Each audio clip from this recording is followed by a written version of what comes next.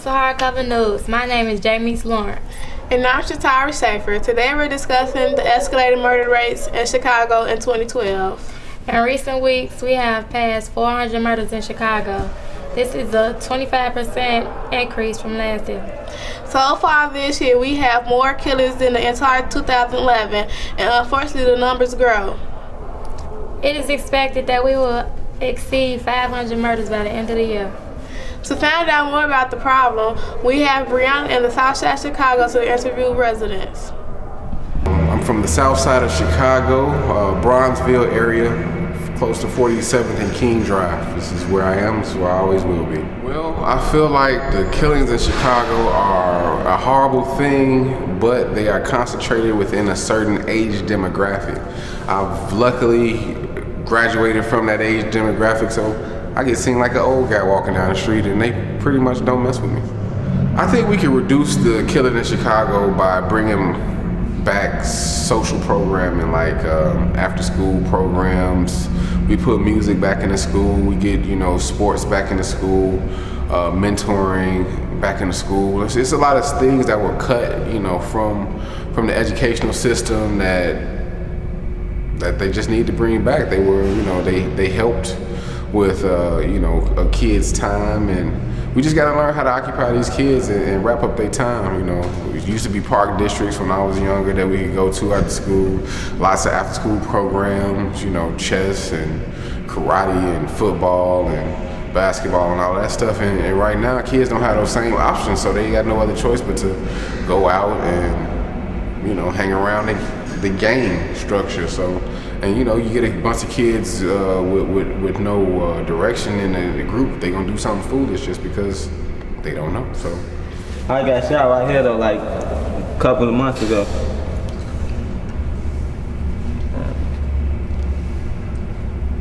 Like 2 months ago, from gang violence.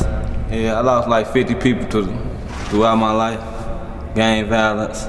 It made me open my eyes and look farther. Like, do I want to go this route, or do I want to succeed and be somebody in my life? Young people need to get together and do much more, and do something better than just want to get into it with each other. By having community groups, having kids go and do more stuff than just being outside all day on the corner. People hate a lot in Chicago. That's the most thing. People hate on each other. If you ask me, you can't reduce the killing, because whatever you do is never enough. Well, the first thing I think about the escalating murder rate in Chicago is that it's not a problem that's unique to Chicago. And I think that if we study the murder rate throughout the black community all across the country, it demands more critical analysis about a problem that is very much out of control. One of the main questions I think that needs to be asked is, if in fact the murder rate is escalating at the rate that it is, why is it escalating? I think it's important for black people as well as other people in the country to understand that there are no gun manufacturing plants in the black communities. I've lived in Chicago for about 15 or 20 years, and I've yet to come across a gun manufacturing plant in the city of Chicago, yet there's a huge concentration of weapons that end up in the hands of young black men and women.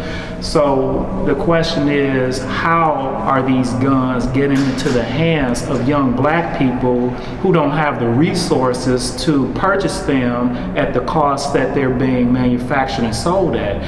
So I think that with a more critical eye, I think we'll begin to discover that there are some very evil forces that are leveled against young black men and women that are directly tied to industries that profit from our demise. So, they don't build hotels unless they have an occupancy that will move into those rooms. Well, it's the same thing for the prison industrial complex. They don't develop and build prisons unless they know that they will have people to the inmates and house those prisons, but it's all money related. So I think that a lot of times, we find ourselves involved in activity because we just don't have other outlets.